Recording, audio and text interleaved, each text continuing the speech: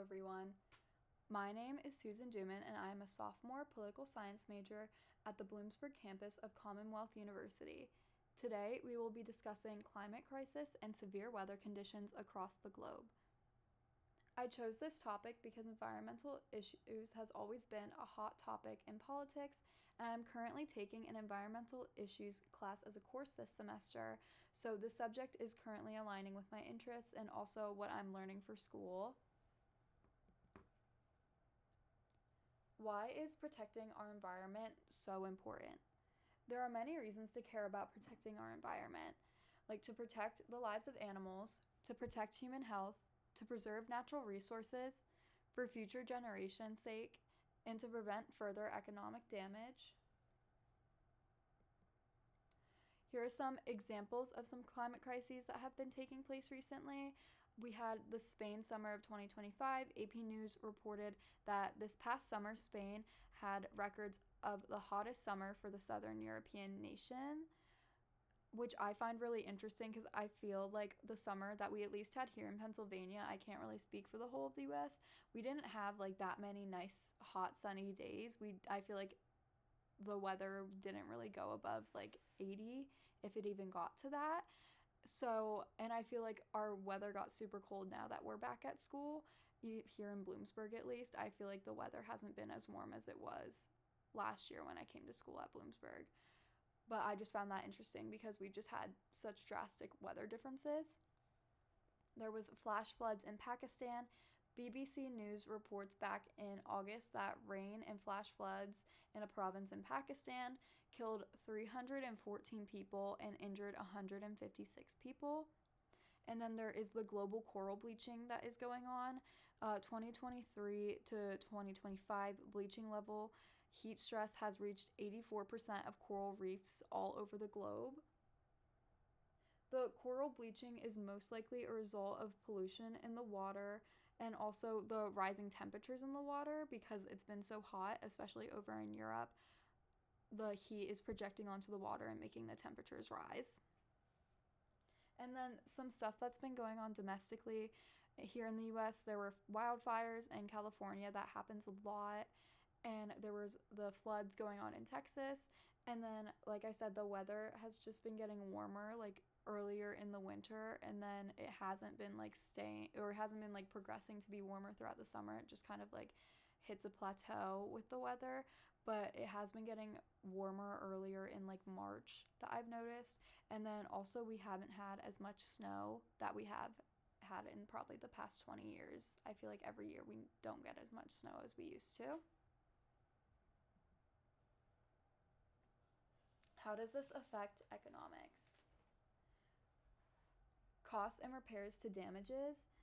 The aftermath of disasters takes a huge economic toll. The productivity in labor weakens because of the heat and other poor conditions. It can make a lot of jobs more intolerable and also sometimes dangerous, and it can sometimes affect the workers' health. Insurers are becoming a lot more overwhelmed, especially in high risk zones. So the cost of insurance might rise, which would really be unfortunate because no one wants to pay that much for insurance, especially if it isn't covering a lot. And or they might refuse to provide insurance to people who live in high risk zones, which isn't the most fair thing. Agricultural loss is also another factor because of like floods and droughts. Severe weather conditions like that may impact the result of crop growth, and that would take a toll on the agricultural industry, which is a huge industry here.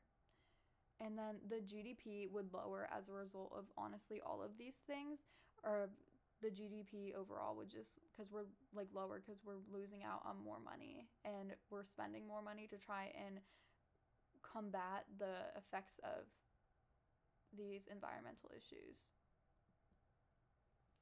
So, what have politicians been doing to help? Policies and regulations. Many governments have introduced new rules and regulations to help protect the environment. A lot of countries are introducing policies in all areas of environmental issues, regarding things like oil, renewable resources, and pollution, but that's just a couple examples. There's other policies that are out there.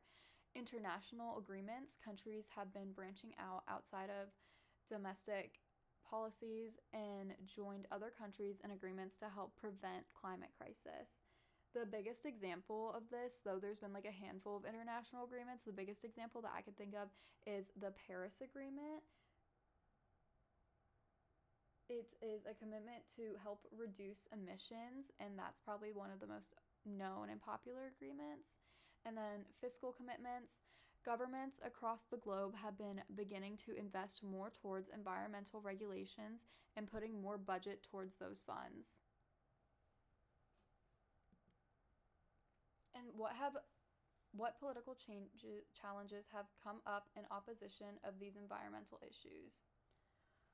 Political leaders' oppositions. Political leaders are deeming these environmental agreements as unnecessary. As we know, President Trump pulled the US out of the Paris Agreement almost immediately after taking office, and that's just one example. There are other governments that deem environmental issues as unimportant, and there are definitely officials in our government that hold the same values as President Trump. The financial state of some countries are in such a poor economic state that the preservance of environment is unimportant. When you live in a third world country, your primary focus is survival and just getting by and making ends meet. You can't really be focused on making your actions environmentally friendly and being concerned about what your environment is like and being concerned of protecting it. And their governments in third world countries kind of reflect that. And then misinformation and denial among the public. The public thinking these problems aren't a big deal and being unwilling to change their lifestyle. A lot of this comes from officials in government downplaying these issues and making people think that it's not that big of a deal. And when people see the representatives that they vote for in office saying that these environmental issues aren't real sometimes, or that they're not important and that we don't need to focus on that, it makes other people think that it's unimportant too and they don't need to worry about it either. In conclusion, climate change, global warming, and other environmental issues has been a controversial topic in politics for years. It is used to be something we could push off and deal with in the future, but the future is here now. I encourage all of you to look into these crises that are taking place all over the world and try to make your actions more environmentally friendly. Thank you, and then here is my works cited.